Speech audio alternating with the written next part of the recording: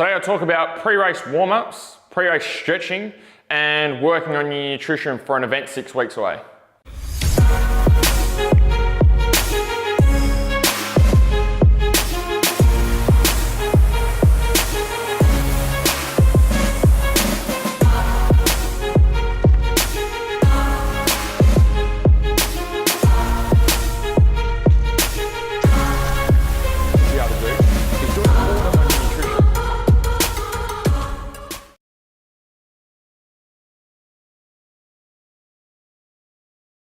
Hey guys, welcome to MotoFit TV, episode number 17.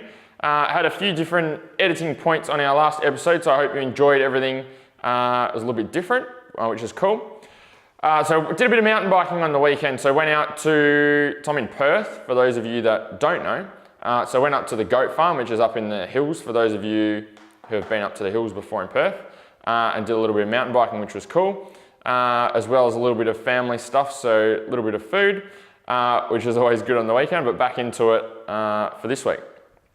So today's episode, back to our normal format or our usual format in terms of questions. So I got a few questions to be able to smash through today, which is cool. Tyson Ladinsky asked, what is the best way to warm up on race day? Cool, awesome Tyson, sweet. So best way to be able to warm up on race day. So the thing with race days, we need to work on not actually doing a training session, obviously, because you're focusing on your riding and racing. But what you need to be able to make sure is that you're getting consistent movement. So a lot of riders and racers will get arm pump, or they'll get tight out while they're racing, or they'll find that practice in the first race takes them a while to get going, and maybe they get better towards the end of the day. They have the opposite problem to what a lot of riders and racers have. And that's just due to poor warm up. So when the muscles are cold, when they're not warm, think of them as like steel wire. Okay, so obviously steel wire isn't very flexible. You can't move it, it's not pliable, it doesn't bend or flex or anything. And that's how your muscles are when they're cold. When they're not warm, they haven't been moving, you've been sitting in the car maybe for hours traveling, they start to tighten up, they become like that steel wire. So when we're going out on the track and then all of a sudden we're trying to move them, it's like we're trying to pull steel wire. It's not gonna happen, they're not gonna move. Not gonna be flexible, it's not gonna be comfortable. So what we need to do is get them into an elastic state. We need to make those muscles more elastic, more supple than what they are. And the way we do that is through warming up, promoting blood flow, getting moving, doing a little bit of stretching. So there's some of the things that you can do, Tyson, in terms of things that you can implement. You can go for a bit of a walk, go for a walk around the track. You can even do some like squats and push-ups, just some body weight stuff. So all you need to do is just move. So you can do, say, 3 rounds, do 10 squats, 10 push-ups, 10 sit-ups there under your pit shelter. Just moving through, working on being able to promote that movement, working on stretching, working on being able to be more flexible, but only after you've done that initial warm-up. So go for a bit of a walk around the track. You can go and do some bodyweight squats, some push-ups, some sit-ups, just some basic stuff, a little bit of basic stretching or mobility work, more importantly, before you're riding and racing, after you've done that initial warm-up. And what that's going to allow you to do is then allow you to go into the practice and into the first race already promoting that blood flow, already having that elasticity in the muscle. So you're going to be flexible, you're going to be more mobile rather than very stiff. That stiffness comes from not having an appropriate warm-up. So you don't want to go into practice or go into race 1 without having done some type of warm-up. As you go throughout the day, it's not as important, obviously, because you're more active, but especially at the start of the day, especially with motocross, on those winter mornings when it's bloody cold at 5, 6 o'clock, 7 o'clock in the morning, you want to be able to make sure that you're doing some sort of warm-up so that you're getting your heart rate up a little bit, you're warming your body temperature up to a stage where you want to get your jacket, you want to get your jumper off, and you're comfortable wearing a t-shirt. That's the level you want to work to. So there's a few things for you to be able to work on, Tyson. Great question, awesome question. Justin Germain asked, what's the best way to prepare myself nutritionally for the Dora 6 hour in a few weeks?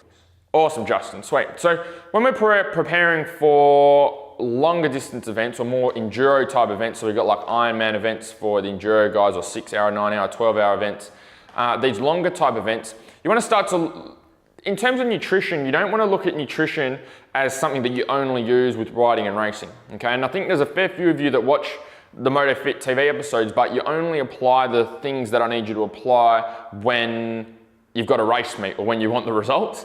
What you need to be able to do is make it a consistent pattern, something that you do continually.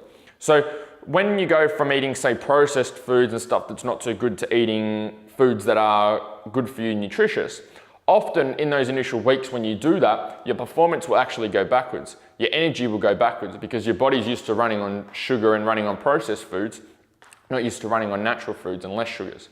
So if we were, for example, if you're not eating well and then only a couple of weeks before the ride, you start to change your food, it could actually work against you, could actually do the complete opposite of what you want it to do. So what we want to be able to make sure is that you're consistent with that food. So majority of your food should be made up of fruits, meats, vegetables, good quality produce. So you don't want stuff that's in the pantry that expires in 3 years' time. You want to be able to make sure that the foods you're eating are good quality and they're fresh. So fruits, meats, vegetables, nuts. They're the types of foods we want to focus on. Once you have that nailed on a day-to-day basis, then that's when you can step up to the more advanced stuff leading closer to the time and look at carbohydrates, simple carbohydrates, complex carbs, and the more intricate details.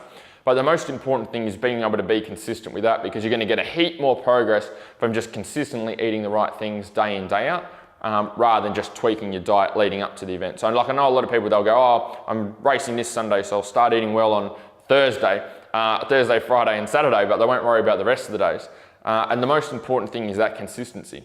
So having that pattern. So my best advice for you, Justin, would be able to just be consistent with eating well on a day-to-day basis. And then as you get closer to the time, then that's something you can look at in terms of specific foods and fueling yourself correctly closer to the time. But the most important thing now is just being consistent with the basics. Having those foundations nailed and being able to smash through with those over the 6 weeks. You're not only going to get the benefits with your riding and racing, but you're also going to have the benefits of training that way. So over the next 6 weeks, if we're working on eating good foods day in, day out, you're going to find that you're going to be more alert, more productive at work, you're going to be happier, more emotionally stable, which means you're going to be more consistent with your training, and you're also going to be able to train a lot harder as well. So you're going to get better results from your training, from the same amount of work or the same amount of time. You're just going to be recovering better, performing better, more energy. Everything's going to go through the roof. Clint Cardi asked, what do I need to be doing for pre-race stretching? Cool, awesome, Clint. Sweet. So this ties into Tyson's question or the first question that we went through a little bit. In terms of stretching, you don't want to work specifically on stretching. You want to work on mobility. So the difference between stretching and mobility helps to restore full range of motion around a particular joint or area of the body. So often, because of the lives that we live at the moment, where we have a lot of repetitive movements, okay? So if we're sitting in the car, we sit there for an hour, we drive to work, or half an hour, we sit down and watch TV, okay? We do a lot of sitting, we do a lot of movements where we're just in a stationary position. Or in a particular position. So if you're a bricklayer, maybe you're always bending over. Okay, if you're a tiler, you're always on the floor, always in the crouched over position. So you want to be able to make sure that we're not stretching, we're moving to mobility. Okay, so stretching is simply just hanging on end range. Okay, it's these ones. Hanging on end range of muscles and trying to lengthen the muscle. Yes, it does lengthen the muscle. It doesn't create any strength in the muscle. And the other thing which means that we can actually increase your chances of injury by stretching muscle. But the other thing that it also does is that muscle is going to go tighten up again. So if you're stretching your hamstrings, you're stretching your shoulders, your biceps, whatever it is, okay, those muscles are tight for a reason. You need to be able to find out what's actually making those muscles tight. So we need to move from a stretching model, move over to a mobility model. And what mobility does is works on restoring full range of motion in the body. Getting your shoulders, your hips, your ankles, your wrists moving through full range of motion as they're designed to, as they're made to be able to do. So that's what we want to be able to work on. The way we can do that, there's a few different stretches that we can do. I'll put a link in the comments below for you to our YouTube channel. Before I started working only with riders and racers, I used to do a lot of mobility work and movement work. So if you go on our YouTube channel, a lot of the older videos are based on mobility and movement, which you're going to get a lot of value from. So things like the couch stretch, things like glute activation, they're the things that you want to be able to work on because they're going to help you to move more efficiently. The mobility component, because we're restoring full range of motion to the body or working on it, it allows you to move more efficiently, we move more effectively, which means it takes a lot less effort to do the same amount of work, produce the same amount of force. So you become more efficient. So move from the stretching model, move over to the mobility model, and that's going to help you to give you long-lasting results. which we can start to work on over the coming weeks, coming months. So head out to the YouTube channel, that I'll put in the comments for you, and that will give you a base to be able to start with, give you a foundation to be able to work on. Anthony Rutledge asks, what's a good session for the night before? Awesome, Anthony, sweet. So good session for the night before training. So what you want to do before you're riding, racing, training, before you're riding and racing, you want to be able to make sure that what you are doing is longer distance cardio. So everything I tell you not to do every other training session is what we want to be able to do for this session. So working on longer distance cardio. So for example, you might go for a walk for half hour, an hour. You might go for a light bike ride, a light mountain bike ride. You might get out on the bike and just move around for a little bit. Might go for a swim. Could go for a little bit of kayaking. Just doing something just to be able to move. And the importance of this is, number one, keeping in routine with your training, but number two, also continuing to promote blood flow and keep the body operating in full range of motion. So if you're taking time off, a lot of riders and racers, they'll take time off. They'll go, oh, I'm resting, or I won't train today because I don't want to be sore for tomorrow. That's bullshit, it's a lie. Only because the body adjusts to the volume of training that you're doing. So if you haven't been doing your training consistently, then even you do that training session before, then yeah, it probably is going to affect your riding and racing if you haven't been training for the last 5 months. So what you need to be able to make sure is you're just moving, you're keeping in routine. We're not putting the body under a hell heap of stress, but we're keeping it supple, keeping it moving, promoting blood flow, promoting elasticity within the muscles, which means you're able to move more efficiently on race day. When we do the opposite and we take time off, we actually have the opposite effect to what most people think. So instead of taking time off and resting and recovering, you actually tighten up. So if your body's used to training 4 times a week and you go, I'm racing this week and I'm only going to train twice, your body's actually going to tighten up. So it's going to be a lot tighter, not as flexible, not as elastic as what it was before, which means you go into race day feeling tighter, feeling stiff. You don't feel as good. You don't move around. You feel stiff on the bike. You start to get arm pump. Your legs start to tighten up.